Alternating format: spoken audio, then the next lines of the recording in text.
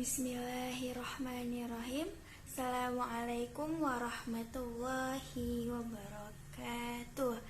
Selamat pagi semuanya. Pada hari yang berbahagia ini, kami dari kelompok 6 Pendidikan Agama Islam, Prodi Pendidikan Bahasa Arab, Fakultas Bahasa dan Seni Universitas Negeri Jakarta ingin mempresentasikan hasil kerja kelompok kami yang berjudul Konsep Akhlak Islam dan Peranannya dalam Membangun Masyarakat yang Beradaban Mulia. Kelompok kami sendiri terdiri dari 4 orang, yaitu ada Muhammad Al-Kafil Al-Malisi dan Nazwa Kana Khairunisa dan Nabila Ashani dan saya sendiri Wahyulista Agustin. Baik, mari kita masuk ke dalam pembahasan yang pertama, yakni makna dan fungsi akhlak dalam Islam. Yang pertama ada makna akhlak dalam Islam.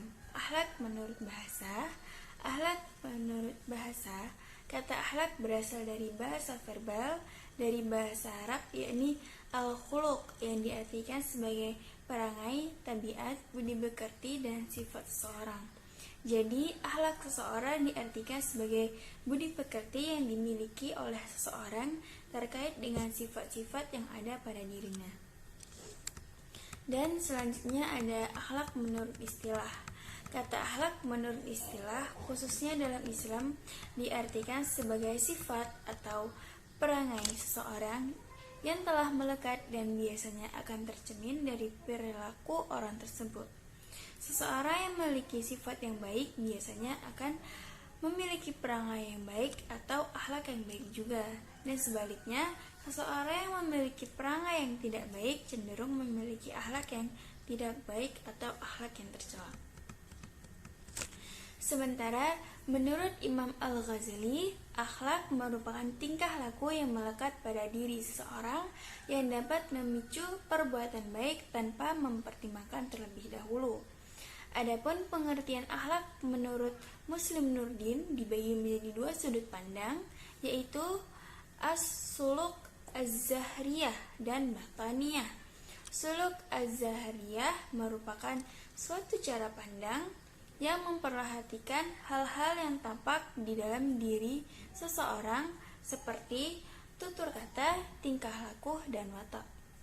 Sementara itu, menurut sudut pandang bataniyah, akhlak adalah ilmu yang membahas berbagai masalah yang dihadapi manusia terkait dengan hal-hal yang bersifat kejiwaan.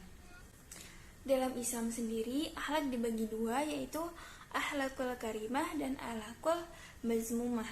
Yang pertama ada akhlakul karimah.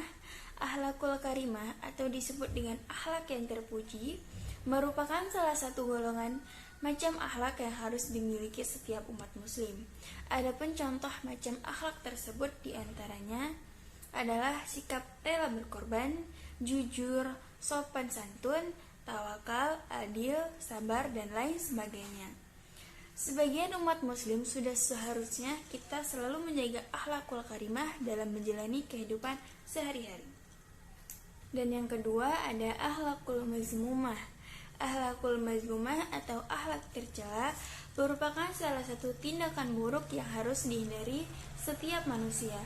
Hal ini harus dijauhi karena akhlakul mazmumah dapat mendatangkan mudarat bagi sendiri maupun bagi orang lain. Contoh dari macam akhlakul mazmumah yaitu sombong, iri, dengki, takabur, aniaya, gibah, dan lain sebagainya. Sebagai orang muslim, sudah seharusnya kita menghindari akhlakul mazmumah dari kehidupan sehari-hari. Selanjutnya ada fungsi akhlak dalam Islam. Ada beberapa fungsi akhlak dalam Islam. Yang pertama yaitu membentuk manusia yang bertakwa kepada Tuhan Yang Maha Esa. Seseorang yang berakhlak mulia senantiasa bertingkah laku terpuji, baik ketika berhubungan dengan Tuhan Yang Maha Esa, dengan sesama manusia dan makhluk lainnya, serta dalam alam lingkungannya. Yang kedua, membentuk manusia yang suka tolong-menolong, toleransi antara satu dan lainnya. Kebiasaan yang harus dimiliki oleh orang berilmu, di antaranya adalah yang pertama, tidak menyombongkan diri. Seseorang yang menyombongkan diri karena keluasan ilmunya adalah salah besar. Allah berfirman dalam Quran surah Al-Isra ayat 37 yang artinya, dan janganlah engkau berjalan di muka bumi ini dengan sombong, karena sesungguhnya engkau tidak akan bisa pernah menembus bumi dan tidak akan mampu menjulang seperti gunung.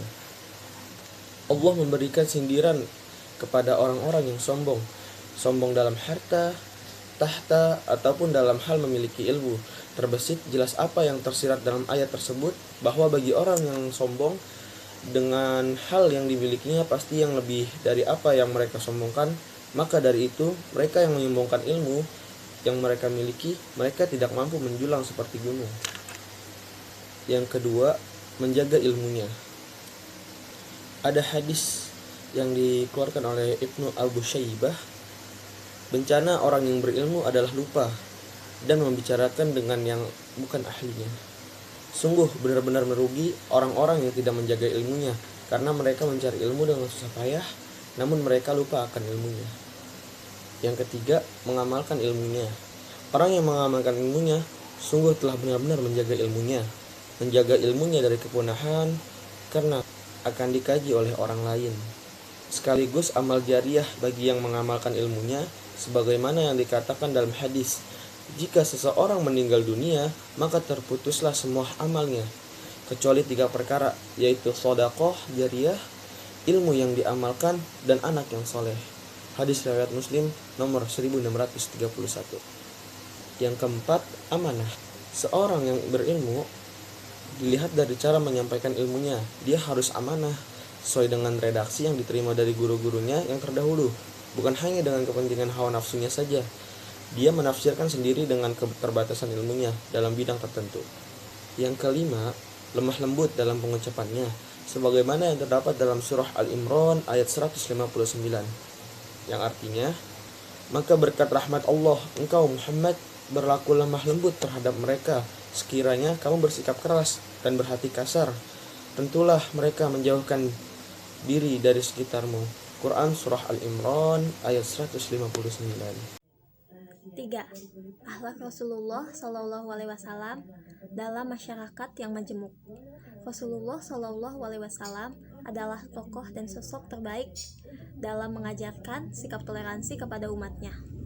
Toleransi merupakan sikap mengayomi orang-orang yang berbeda keyakinan dan kedudukan, yang tidak menebar permusuhan kepada kita. Rasulullah Shallallahu Alaihi Wasallam bukanlah hanya seorang Rasul dan Nabi yang sangat mulia, namun beliau juga sebagai kepala keluarga, sebagai panglima perang, juga sebagai kepala negara yang baik. Kedudukan dan kekuasaan yang diperolehnya tidak menjadikannya sebagai orang yang keras dan juga kasar.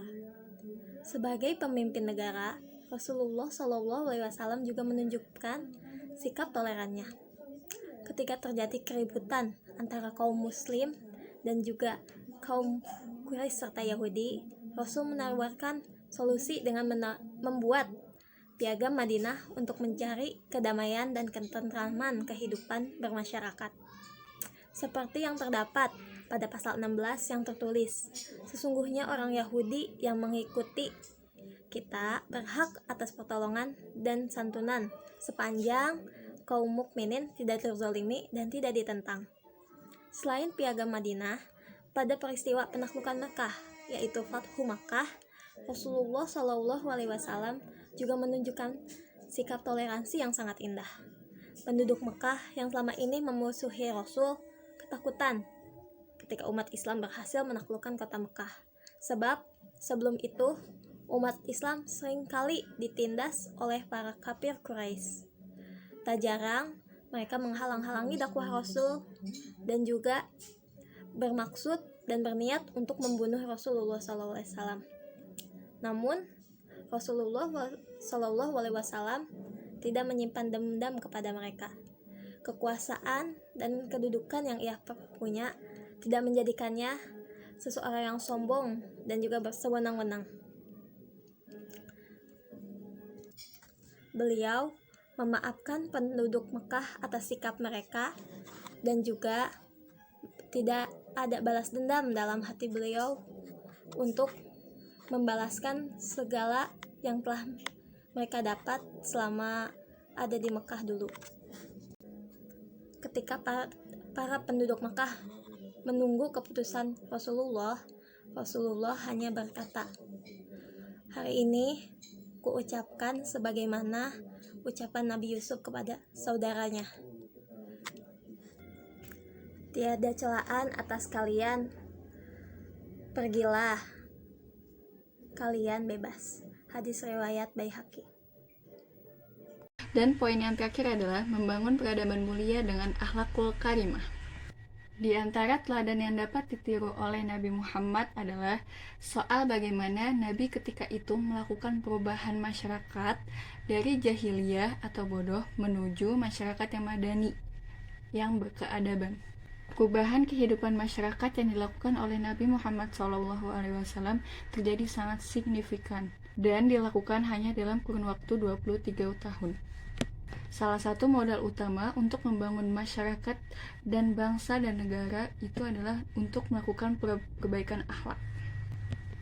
Pada upaya melakukan perbaikan masyarakat adalah Nabi Muhammad saat itu melakukan perbaikan utama, yaitu perbaikan akhlak. Karena perbaikan akhlak merupakan fondasi untuk melangkah menuju langkah-langkah berikutnya. Di awal masa kenabian, beliau fokus pada perbaikan akhlak dan mental. Beliau sendiri mengatakan, "Innama bu'itsu liutammima makarimal akhlak." Bahwa beliau sendiri diutus ke bumi bukan selain untuk menyempurnakan akhlak manusia.